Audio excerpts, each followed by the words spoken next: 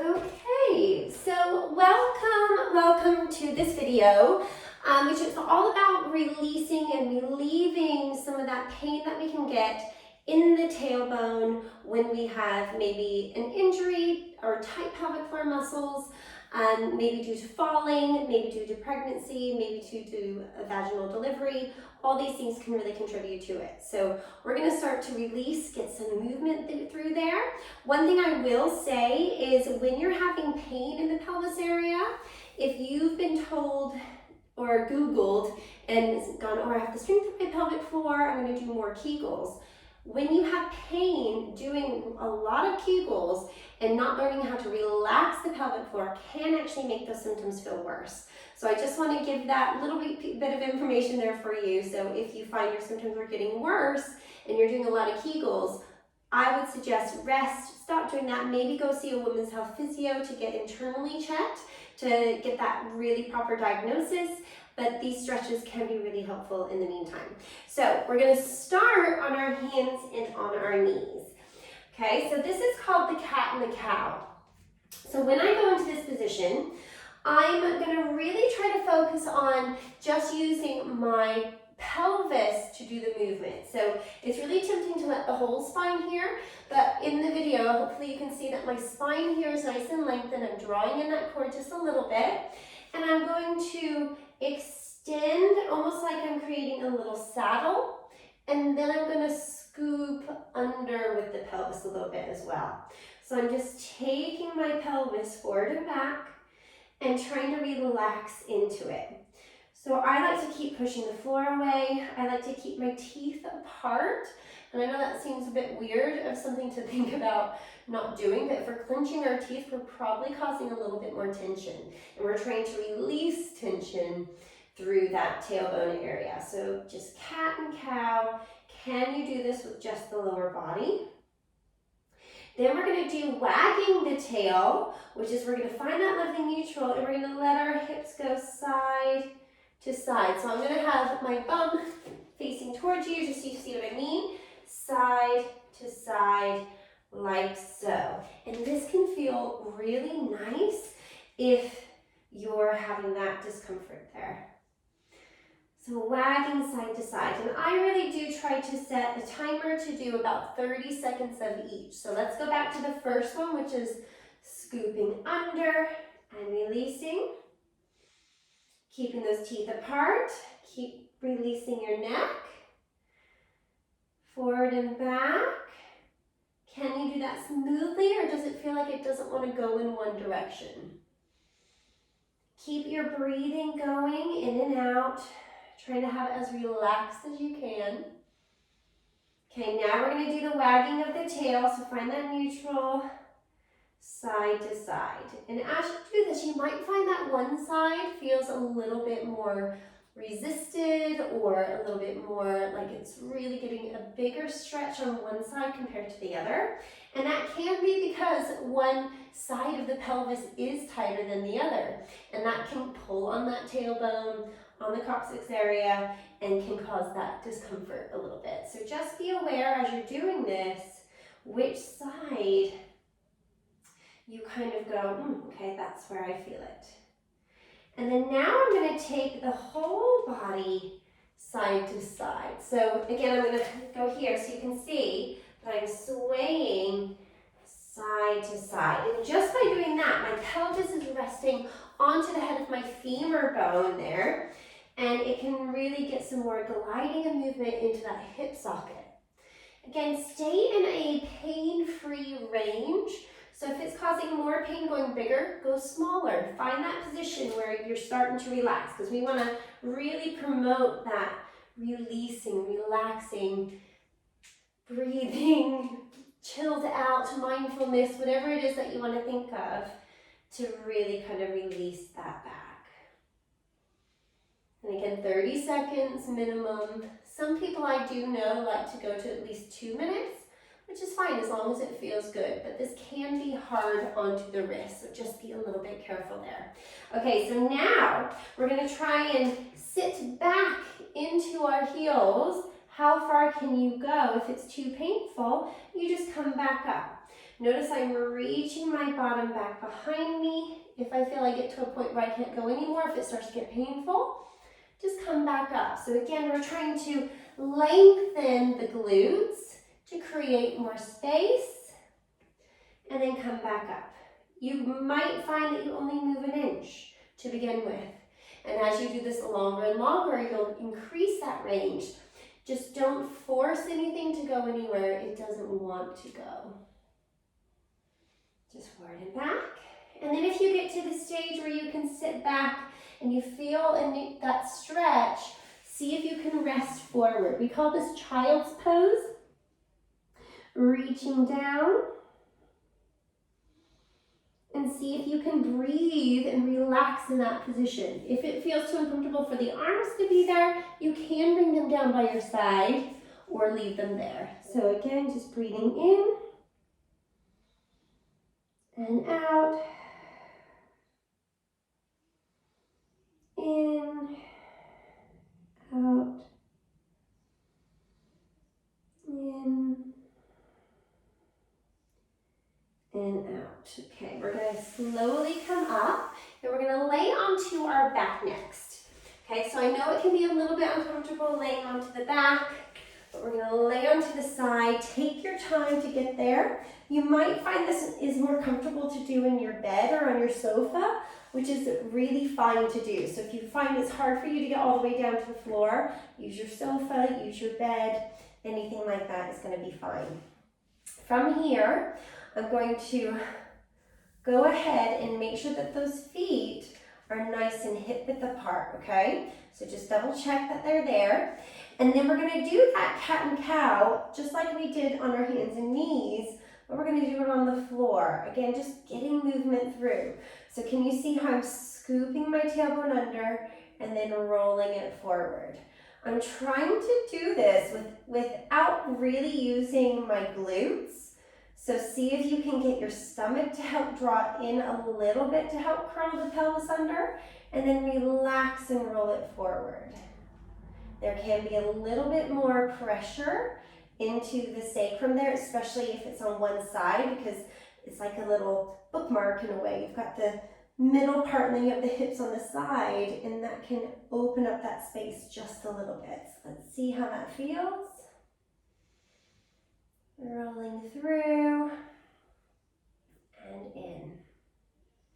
Okay, the next thing I'm going to do is take one leg in, hold it there, so make sure that this is a pain-free position, and then see if you can bring the other leg up as well. Okay, so we're in this position, relaxing the feet.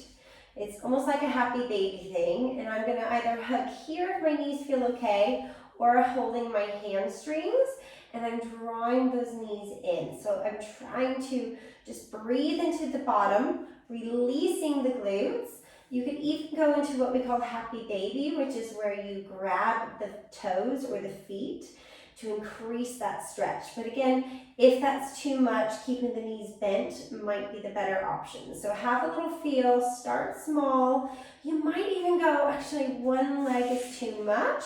So I'm going to do it with, two legs is too much, so I'm going to do it with one leg. You could do leg straight, you could do leg bent, holding in, then you could go into one leg, extending up and breathing into it.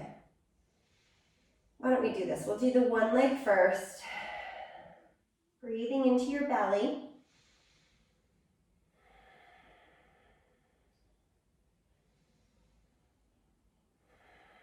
Lower the leg. Let's go to the other side. Lifting. Breathing into the belly. You can hold onto the foot if you can. You can even still do it here. Or up.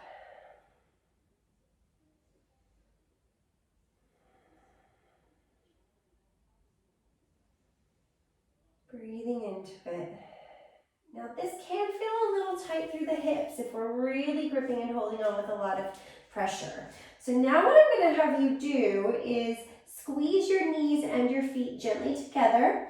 Arms are going to be opening out to the side, and we're going to roll onto one hip. Notice this hip comes up off the floor. I'm trying to keep my shoulders into the floor, and then I'm going to come right back. Squeeze the knees together. I'm going to hip roll over onto the other hip, and then I'm going to come right back in. If this is, again, too painful for you, don't worry, but just bring your feet further apart and do little windshield wipers into the range where it's not painful. And then coming back in. So my feet are apart this way. And then back. Just feeling what's the range. And we always stop when we want to get to the movement that we can feel. And then as soon as we start to feel any kind of pain or resistance, we stop and go the other way. So what you might find is as you continue doing this is that your range will actually increase. You start to reduce that discomfort and pain. But we really have to be careful when we are releasing pelvic floor muscles and glute muscles, that if we go too intense with the stretch, that can actually make it tighten up even more. So we want to allow it to relax. So either feet apart. I'll go back to the knees together version for if you feel like that's a good one for you. So squeezing those knees and feet together. Notice this whole foot comes up off the floor. And then I come right back in. And whichever one of these that we are doing, if there's one that you're like, oh, that one feels so good, do it longer. It doesn't matter. If there's one that maybe is quite uncomfortable, maybe wait until the next time you see me or send me a message, and then we can see if there's a different way of doing it that would work better for your body. Rolling side to side. And then coming in. Breathing. Okay, so the next thing I want you to do is we're going to go ahead and grab either a scarf or a long TheraBand to do a little hip circle, okay, with a hamstring stretch. So I've got this band that I'm going to use, and I'm going to lay back onto my back. Head is nice and supported. If you need a cushion, go ahead and place one underneath because we want the back to be really relaxed. I'm going to hook one foot into the band, and it doesn't have to go all the way straight with the leg, but I'm going to start in, again, that nice happy position. So it might be a little further away. And then I'm going to do little circles controlling the leg. If you can straighten the leg, go ahead and go for it, but we're just gliding around using the band to give us a little bit of resistance. And then we're going to reverse those circles. So we're getting that femur to glide happily around. Notice in one direction you might feel a little bit more pull, a little bit more stretch. You might feel those hamstrings stretching. And then you can do a bend until you start to feel a stretch, and then pressing away. So again, we're lengthening the glutes, folding in the hip, and extend.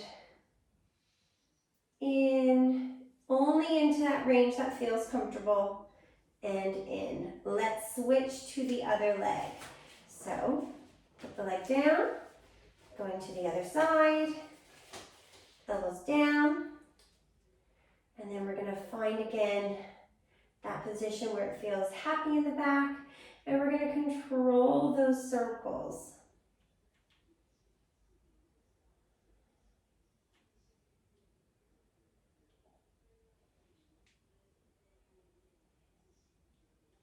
And then we're going to reverse the circles.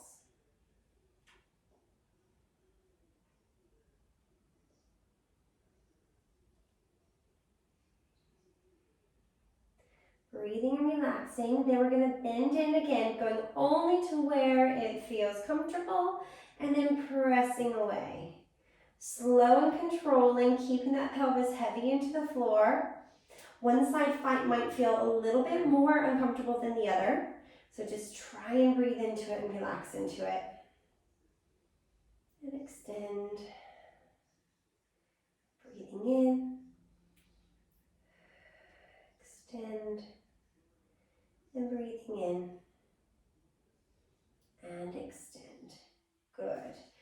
taking the band away, and then resting just for a moment to see if it feels any better. You might want to do those little scoops under again to see if that gives you a little bit more ease and release, keeping it nice and happy.